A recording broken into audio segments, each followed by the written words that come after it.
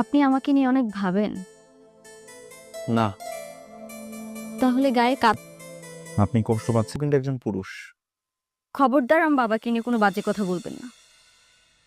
আমার মা মারা যাওয়ার পর থেকে আমার কোনো মায়ের অভাব বুঝতে দেয়নি। আবার বাবা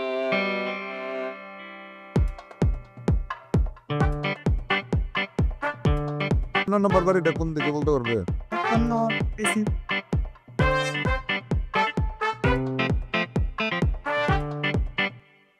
আসসালামু আলাইকুম বাবাজি। ওয়ালাইকুম আসসালাম। আপনারা?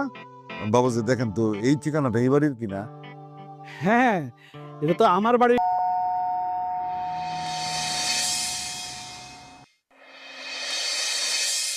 আসসালামু আলাইকুম। ওয়ালাইকুম সালাম। তুমি নিশ্চয়ই রাতুলের বউ, মানে আমাদের বৌমা। আমাদের রাতুলের পছন্দ আছে মাশাআল্লাহ। একেবারে চাঁদের মতে। ইয়ে মানে, আরে মানে করো না, তোমার শ্বশুর সালাম করো। আরে কি হইলো, শ্বশুরে সালাম করো। পয়সা থাকো মা, পয়সা থাকো, পয়সা থাকো। আমারে সালাম করবে কে? আমি তোমার শাশুড়ি, সালাম করো। সে তো আরো ভালো আছি। আর তুই যে বিয়ে করছিস, সে এই খবরটা পায় তো আমার কি যে খুশি লাগতেছে। বউ তো খুব সুন্দর হয়েছে, একেবারে চাঁদের মতো। মিতা, তুমি মা বাবাকে আরে কি বলছেন? তাহলে তো মা বাবা আমাকে দেখিয়ে ফেলবে, তখন তো সব বুঝে ফেলবে।